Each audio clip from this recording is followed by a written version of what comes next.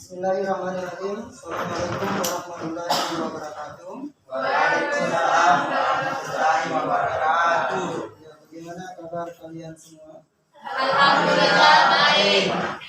Kepada Muhammad Ilham Saputra dipersilakan untuk memimpin doa. Bismillahirrahmanirrahim. Rabbi zidni ilman warzuqni fahman. Ya, terima kasih. Pertama, dengarkan namanya baik-baik ya. Ainun Salsabila.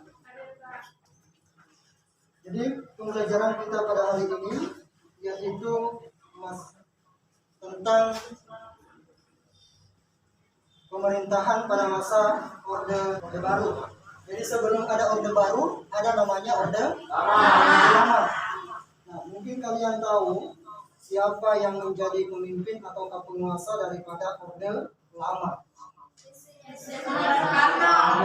Nah, namun di tahun 1965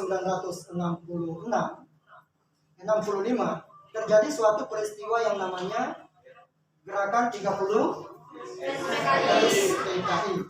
Nah, inilah yang membuat daripada Soekarno pada saat itu ya lengser, di mana bahwa kepercayaan rakyat sudah mulai menurun terhadap Soekarno, terhadap pemerintahan Soekarno.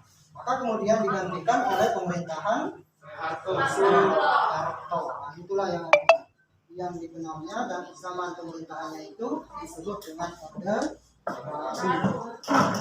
Itulah yang akan kita pelajari.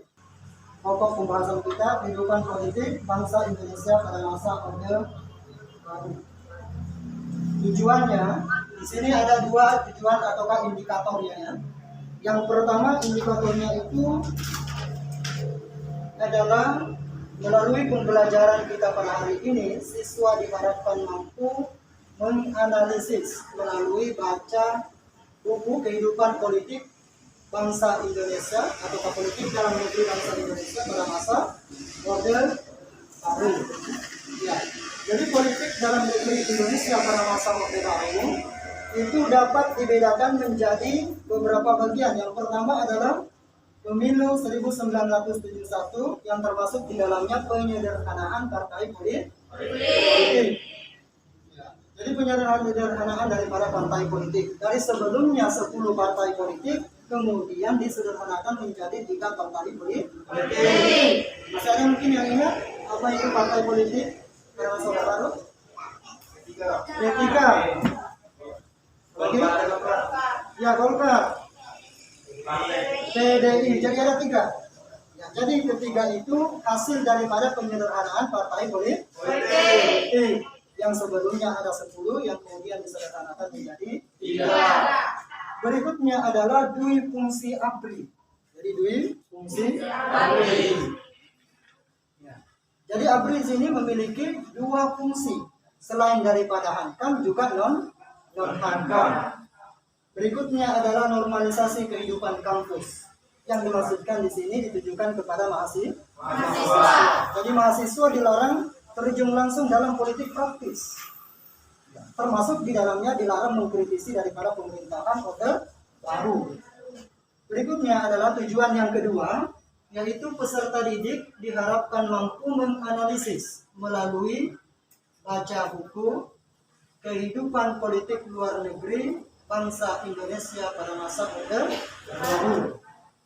Jadi politik luar negeri Indonesia atau kebijakan politik luar negeri Indonesia di sini dapat dibedakan menjadi 2. Yang pertama adalah kembali menjadi anggota PBB. Jadi Indonesia diketahui bahwa pernah keluar dari anggota PBB itu di tahun 1965.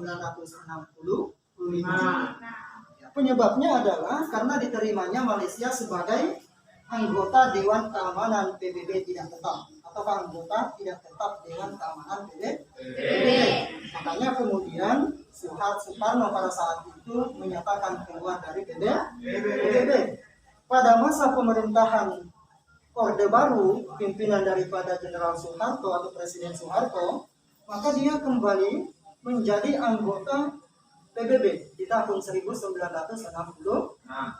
dan tetap sebagai anggota PBB yang ke-60 pada saat itu. Berikutnya adalah normalisasi hubungan dengan Malaysia. Jadi normalisasi hubungan dengan Malaysia. Jadi Indonesia juga pernah sempat rentan daripada konflik dengan Malaysia. Itu tadi di tahun 1963.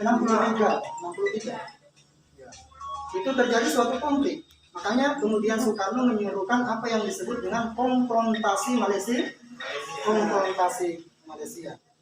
Nah, itu kemudian diperbaiki oleh Presiden Soeharto, yaitu normalisasi hubungan dengan Malaysia. Bukan hanya normalisasi hubungan dengan Malaysia, tetapi juga menyatakan putus hubungan dengan RRC. Tentu ada alasannya. Apa kira-kira alasannya? Yaitu RRC dianggap terlibat dalam kasus PKI yang ada di Indonesia. Dan memang pernah pemerintah RRC juga pernah menawarkan kepada Presiden Soekarno untuk membentuk daripada angkatan kelima. Jadi ini yang akan kita bahas pada hari ini yang akan diketahui oleh siswa.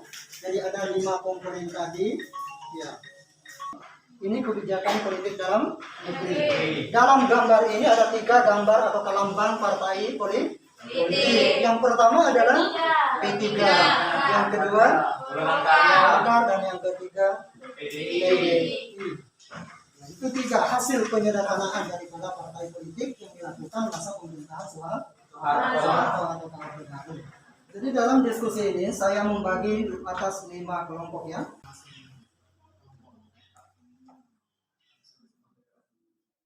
Jadi kelompok 1 di sini membahas tentang pemilu 1971 dan penyederhanaan partai politik. Ya, silakan kelompok 1.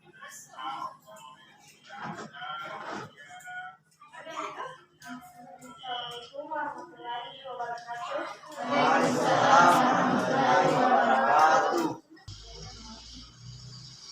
Pada akhir tahun 1971, pemerintah Orde Baru melemparkan gagasan penyederhanaan partai politik dengan alasan-alasan tertentu, seperti kasus pada masa demokrasi parlementer. Pada masa itu, banyaknya partai dianggap tidak memudahkan pembangunan, justru sebaliknya menambah permasalahan. Penyebabnya bukan hanya karena persaingan antar parpol, melainkan juga persaingan di dalam kubu parpol antara para pemimpinnya tidak jarang memicu timbulnya krisis. Bahkan perpecahan yang dinilai bisa mengganggu stabilitas Polkam. Atas dasar itu, pemerintah berpendapat perlu adanya penyederhanaan partai sebagai bagian dari pelaksanaan demokrasi Pancasila. Sekian dan terima kasih. Assalamualaikum warahmatullahi wabarakatuh. Waalaikumsalam warahmatullahi wabarakatuh. Assalamualaikum warahmatullahi wabarakatuh. Waalaikumsalam warahmatullahi wabarakatuh. Saya Rahmat Dayat, perwakilan dari kelompok 2, akan membacakan hasil diskusi kami, yakni tentang fungsi Hankam dan Hankam. Pada tahun 1998, Ahmad Nasution mengeluarkan pernyataan bahwa TNI tidak hanya tinggal di barang-barang saja menunggu perintah terjun ke medan perang, tetapi juga merupakan individu yang sama dengan rakyat Indonesia lainnya, memiliki hak dan kewajiban yang sama mengurus negara. Yang kemudian muncullah istilah dui fungsi ABRI, yaitu yang justru pada masa Orde Baru didominasi oleh ABRI yang memiliki tanggung jawab baik Hankam maupun Hankam. Sebagai kekuatan Hankam, ABRI merupakan suatu unsur dalam lingkungan aparatur pemerintah yang bertugas di bidang kegiatan, yakni melindungi segenap bangsa Indonesia dan seluruh tumpah darah Indonesia. Sebagai kekuatan sosial, ABRI adalah suatu unsur dalam kehidupan politik di lingkungan masyarakat yang bersama-sama dengan kekuatan sosial lainnya secara aktif melaksanakan kegiatan-kegiatan pembangunan nasional. Sekian dari saya. Assalamualaikum warahmatullahi wabarakatuh. Waalaikumsalam warahmatullahi wabarakatuh.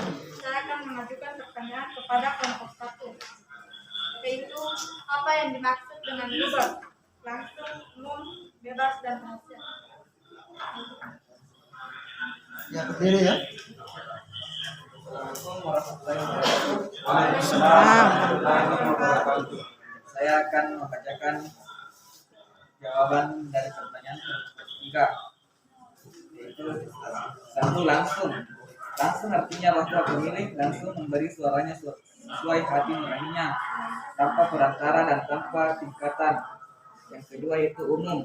Umum artinya semua warga negara yang telah memenuhi persyaratan minimal dalam usia memiliki hak dipilih dan memilih.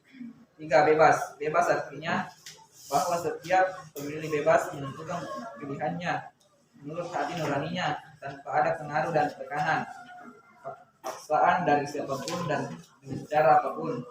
Yang keempat, rahasia. Rahasia artinya bahwa pemilih dalam memberikan suara dijamin tidak akan diketahui oleh siapapun dan dengan cara apapun mengenai siapa yang dipilihnya. Itulah tadi hasil jawaban saya. Ya, saya akan menyimpulkan hasil daripada diskusi kami.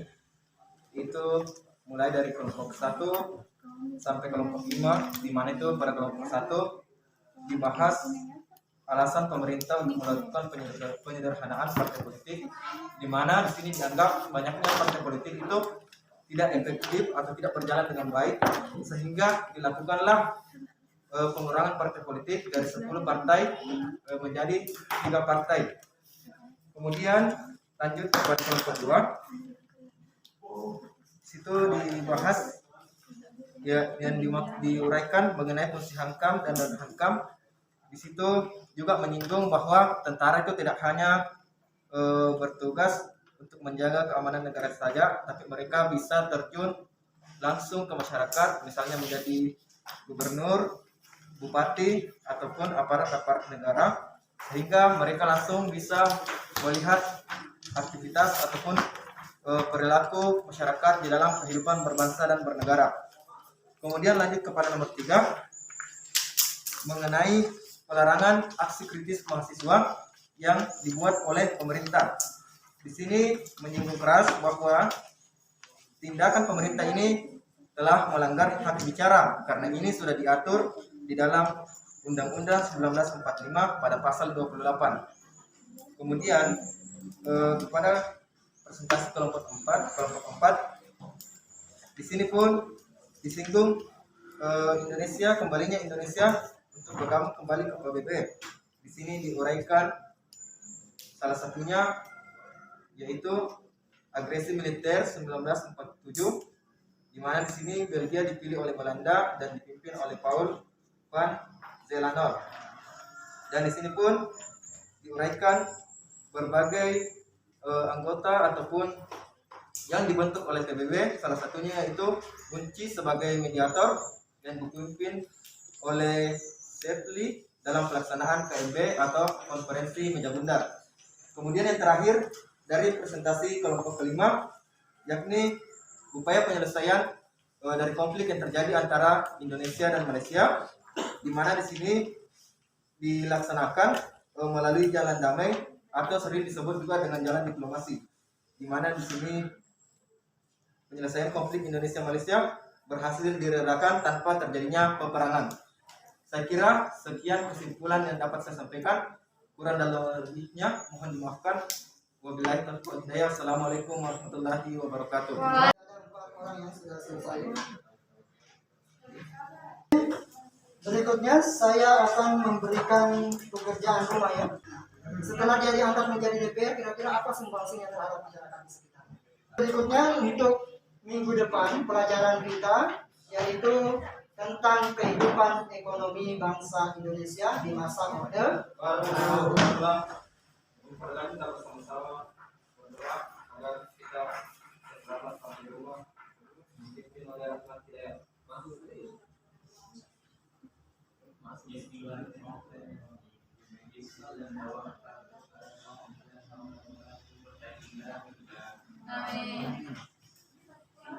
Ya, dan mari kita mengucapkan hamdalah, alhamdulillahirobbilalamin, puji syukur kepada Allah Subhanahu wa taala, dan saya akhiri dengan ucapan assalamualaikum warahmatullahi wabarakatuh. Waalaikumsalam warahmatullahi wabarakatuh.